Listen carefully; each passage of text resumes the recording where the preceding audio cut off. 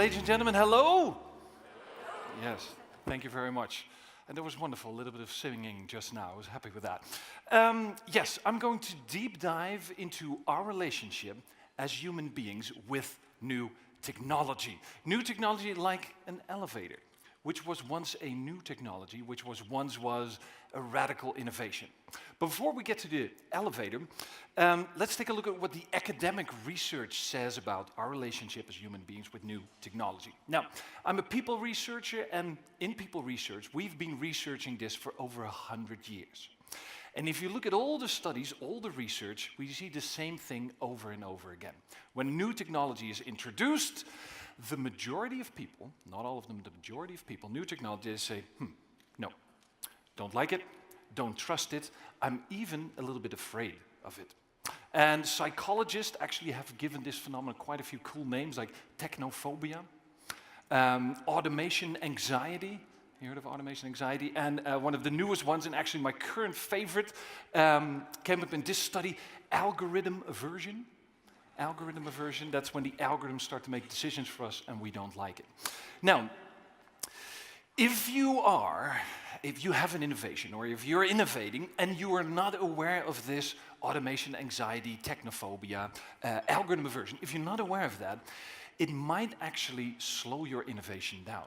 And if you're unlucky, it might even kill your innovation. But if you are aware of this phenomenon, you can adapt to it, you can overcome it, and you can actually speed your innovation up.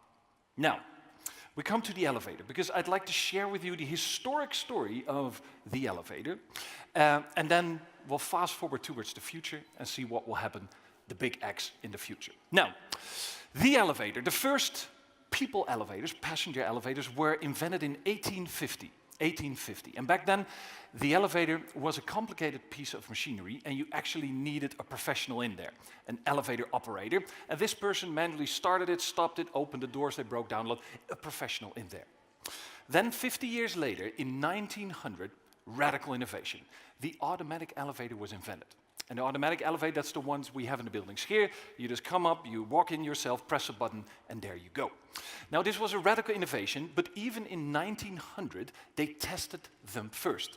So they put a few of these automatic elevators in high-rise buildings, and then when the residents walked up to it, the office workers, there were people from the elevator industry there saying, welcome to our radical innovation. It's an automatic elevator. Would you please get on board? People's response, where's the operator? What's going on? And elevator said, no, but that is the innovation. It's fully automatic, it's safe, you just press a button, we'll show you first. We have all the certifications and please get in, give it a go. Well, what do you think happened? Did people step aboard?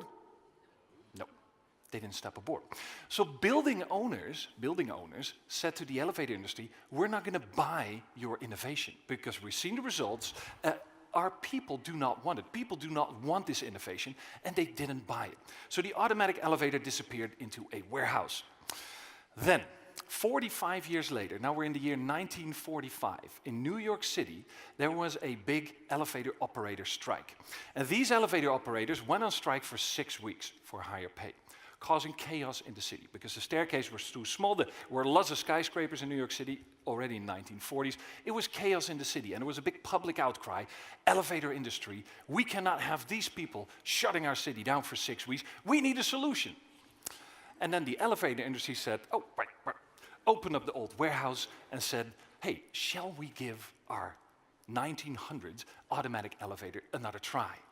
And then the automatic elevator was reintroduced, but because 45 years of research had taken place from 1900 to 1945, a lot of psychological research, they added a few extra features, 6 to be exact, 6 features. They were not of a technical, functional nature, but these were to actually calm us down, to get over our automation technophobia, to actually get us to step aboard the elevator. 6 features. Now, I'm going to give you 30 seconds to discuss with the person sitting next to you how many you can find. Not technical, purely emotional features. Here we go. 30 seconds. Please discuss.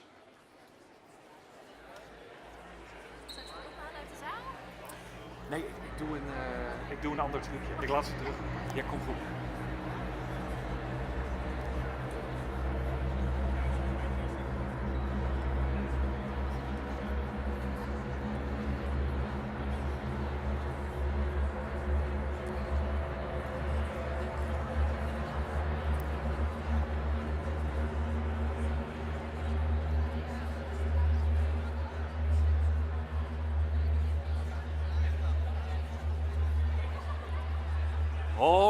right, thank you very much, thank you. That was already 30 seconds. Now we're going to see how many you have found. I'm going to share all 6 with you. And if you found it, you can raise your hand and make a sound. Like, yeah, we found it. All right? Shall we give it a go? We all found the first one. So, no, we'll give it a go. 1, 2, 3. Yeah, we found it. That's what I want to hear. All right, now, here we go. First thing they added, the first feature they added, and you can see it on the slide here, it is on this side, a big red stop button. Who found it? All right, about half. They're gone in the modern elevators. They're gone now. You can't stop them anymore. But back then, people wanted some control, some autonomy. If we're in a panic, we want to stop it. You almost want to hit it. It's an inviting thing. Second thing they added, a button which makes a sound, an alarm button. Yeah, who found the alarm button? All right. All right. Third one, the outside helpline. That was probably the easiest one. Modern elevators, these are combined, and in the old ones you had an old-fashioned telephone. So 1, 2, 3. Now the fourth one, we have to be a little bit quiet for that one. Are we all quiet? Here we go. Yeah, who found elevator music? Good. Elevator music was introduced, and they also used a soothing voice. So there was a voice saying, "Welcome in the elevator. It's completely safe. Press a button." Use that as well. All right. So 1, 2, 3, the sound. Number 5, and this is actually my favorite one. Now, these were introduced, but still people who actually were using it, the most common complaint, it's so slow. I'm a little less scared, but still, can't you speed the elevator up? So the engineers from the elevator industry got to work, tried to speed it up, but there was a limit to what they could do. And still people said, it's so slow. Then they invited psychologists in and said, can you think of a trick to give people the impression it's moving faster than it actually is? They tried a few things. What worked best? This one. This one, the full-size mirror. Who found the full-size mirror? All right. Now they installed the full-size mirror and suddenly people said, you made it so much faster. It was still the same slow elevator, but people thought it was moving faster because they were looking at themselves, doing hair, makeup, etc. So that's 5. Now number 6, that's actually the hardest one, and that is good old-fashioned marketing. Now normally if you have a radical innovation, you show hip, young, cool people, hipsters, but what the elevator industry did, this is a 1940s ad, they showed grandmothers and little children. The message being, if it's safe enough for your grandmother or your little child, it's safe enough for all of us. Smart, huh? This is how you sell a radical innovation. Did anyone have this? No? One gentleman a little bit? All right, okay. Now the interesting thing is, with these 6 features, they were not needed from a technical point of view because that automatic elevator in 1900 worked perfectly. It was technical, functional, but these 6 features were needed for us as a general public to embrace the automatic elevator. Now there's a double lesson in here for you. The first one is ask yourself, what is your elevator? What's your automatic elevator? What is the technology that you see coming and rationally you understand it, but emotionally you're a little bit reluctant to step aboard? And we all have 1 or 2 or more elevators. The second lesson there is for professionals, you might have an innovation. You have a new technology that you're trying to sell, a product or a service. And you have all these rational arguments that you get your customers aboard. It's cheaper, it's faster, it's digital, it's more convenient, it's frictionless. And your customers are not stepping aboard your innovation. That is because all these arguments, cheaper, faster, more convenient, etc., rational arguments. Have you added some elevator music and a big red stop button to your innovation? That's how you sell it. Now, fast forward to the future. We can have the rest of the day and tomorrow thinking about all the elevators that are coming our way the coming years. I'm just going to share my favorite one with you. It is, I think it's a scary elevator, it's an exciting elevator, and I'm not really sure we even want this elevator as society, but I'm just going to throw it at you and see what you think. Here we go. My favorite elevator, scariest one, is called Emotion AI. Emotion Artificial Intelligence. And this is the technology where you use a camera, or microphone, or a combination of both to assess someone's emotions. Now the technology already, it's a piece of software. The software, Emotion AI software, already today is so good that it can assess an emotion from a face better than us human beings can do that.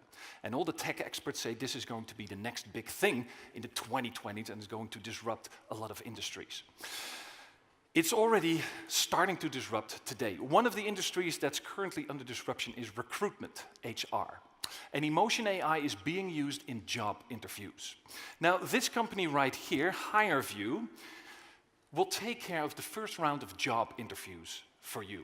If you are larger corporations, you can get their software, and then if you have talent, they apply. You don't invite them to the office for the first round of job interviews, but you just say, switch on your mobile phone on your laptop, the camera and the microphone on your mobile phone or your laptop, and a piece of software will ask you the same kind of questions you normally get. Now the microphone is on, so the software can hear what you say, analyze what you say, but the camera is on as well, and they have the emotion AI software running. So they can also see how you say it.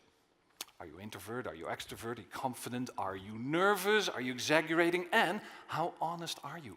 Are you lying? Yes or no? This is the 21st century version of a polygraph, a lie detector. And only if this software from HireVue says, all right, well done, on to the next round, then you get invited into an office to have a real human-to-human job interview. Companies working with this, Deloitte is experimenting with this. Vodafone is using this for all their retail employees that we find in Vodafone stores, speeding up their hiring process with a factor 2. Unilever is using this as well, doing even better than Vodafone. They sped up their hiring process with a factor 4.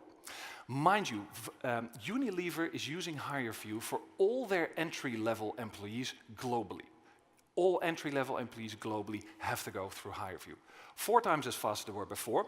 And 2 other things, because Unilever is quite open about this. The second thing they say is the number of applicants actually went up since we started using HireVue.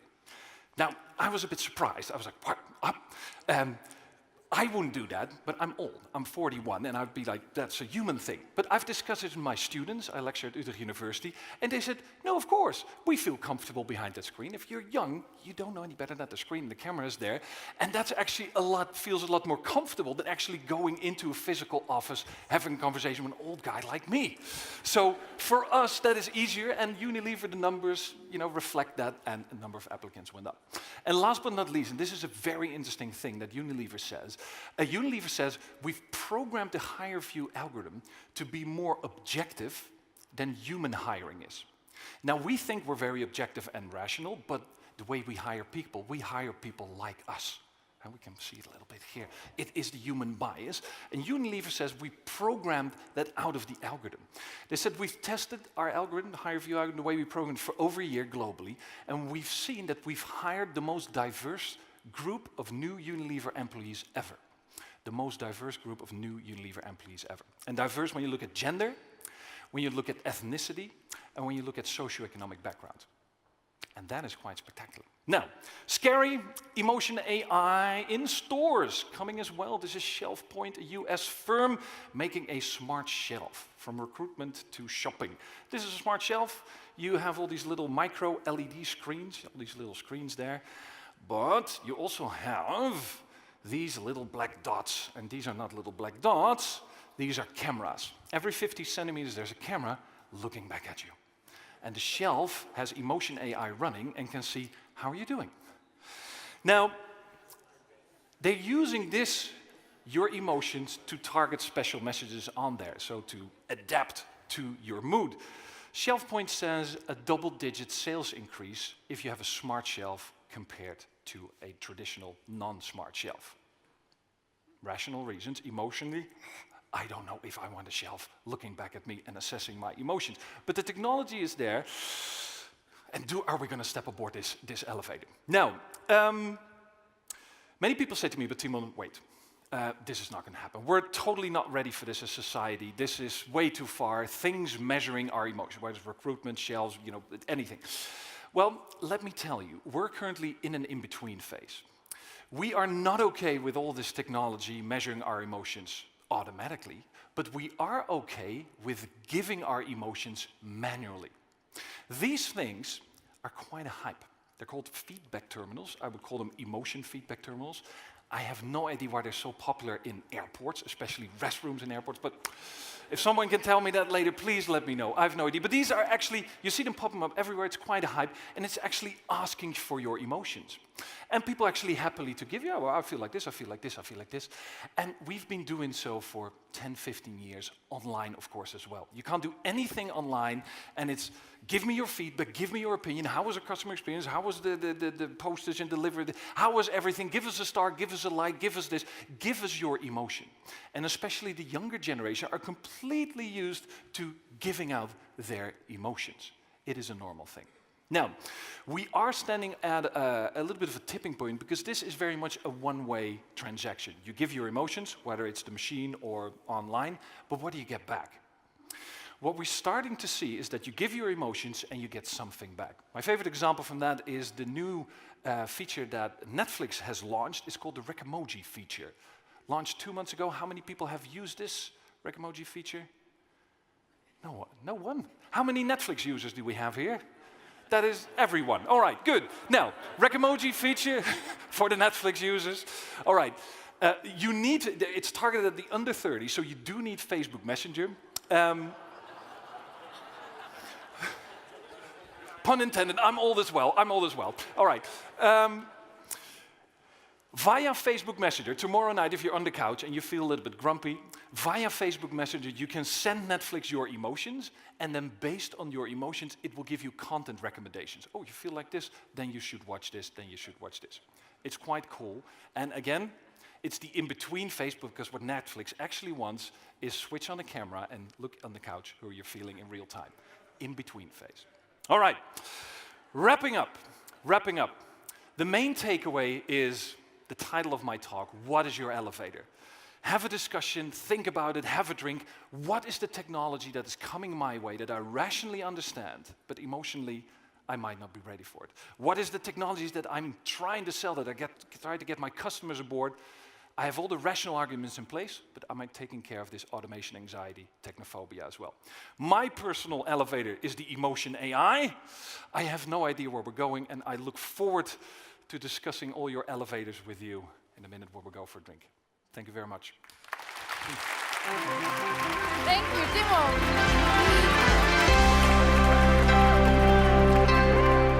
Yeah, that was cool. Actually, it was another way to see the added value of sign language, because I was looking at the smart elevator, and if you look at Lutza and see the sign language for the smart shelf in the store, the smart shelf. You did something like this, like there's a camera looking at you, and then you feel like, I don't know how I feel about that in my bones. That is good. So are there any questions about this? Any elevators? Oh, Serhat, yeah, I was just there. Oh, yeah. Dat is heel funny, hè? En een beetje dom. Ja, sorry. So I wanted to ask about the app. So the higher view you talked about, I was curious. So it can see your expression and your voice, but I was wondering, how can it work on a deaf person when you don't use your voice? I don't know. That's an excellent question. And I think, for example, if you have, had an injury and there's something, there might be a scar in your face which restricts movement, I don't know. I've actually tried to apply at Unilever for a junior role because I wanted to go through the process, but the system said no, I wasn't even invited.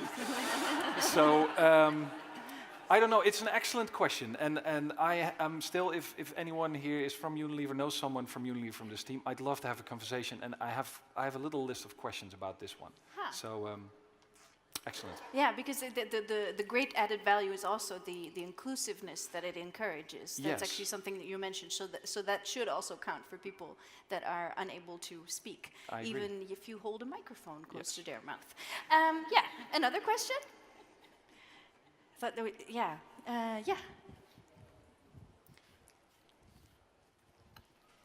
Was there a question here? No? One. I think so. Yeah? Yeah. How can a machine distinguish between real emotions and fake emotions? Well, that's a good one. I present quite a bit in Scandinavia and Finland, and the response I get is that the Finns say, "But I'm a Finn. This machine won't see anything." So. So what the researchers say is you can try to trick it. So you might be able with your mouth to keep it, but your eye, you will have some involuntary movements that you'll make. They're called micro movements. So it's not looking at like 5 or 6 data points that you will be able to control. But maybe a trained, I would love to see one of the best actors in the world go up to the system, a bit like Deep Blue versus Gary Kasparov. That would be wonderful. Yeah. But what the researchers say now is that you have involuntary micro movements that will still hide or still reveal your true emotions. Huh. But Interesting. I'm not an expert in the programming AI side of things. I'm just You were just stating your elevator. Yeah. yes, and I'm not an advocate or ambassador of this technology. I find it as scary as you find, but I'm fascinated about what it's doing and where we're going. So yes. I don't have a question, but I have a feedback, actually. Yes. So one example maybe you can use in the future is that we're from Cargill. That's another big company in the world as well, and we are an agriculture company. And we are already implementing the facial AI recognition technology in animal world, meaning that we are already selling the surveys to the farmers so that they can so the dairy cows, they can be facially recognized by the AI, like how happy they are, as I said. Are they ill? Are they, how much are they drinking? How much are they eating? Or do they lack the food or something like that? Like we're already implementing. So maybe that's already a gateway to introduce the facial AI to further implementation. So, That is emotion AI for cows. Yes, that's great. Thank you. Yeah. I can tell that Timon's excited. Yes, I'm making loads of mental notes, and I'd love to have a chat with you later on. That is going in my next presentation then. Well, thank you for that. Much obliged. Wonderful. Well, thank you. We have one final question. Yeah, we do have time for that. We're perfectly on time. So the final question. Thanks, Thimon. I'm just going to betray my age here. I'm wondering, is there anyone working on technology, something like a virtual burqa, for those of us who don't want to be tracked and traced everywhere we go? We want to choose how we get our information and when we get it, or am I just way over the hill? No, well, if this is going to be the big trend, there will always be a counter trend. So I don't know. If this is going to be the big trend, then the, how do you call it, the virtual burqa might be a viable business model. But I think now this is still such a small thing. I don't think the need is there yet, but it might come if this will be as big as some experts say it will, definitely. There'll be room for that. Thank you so much.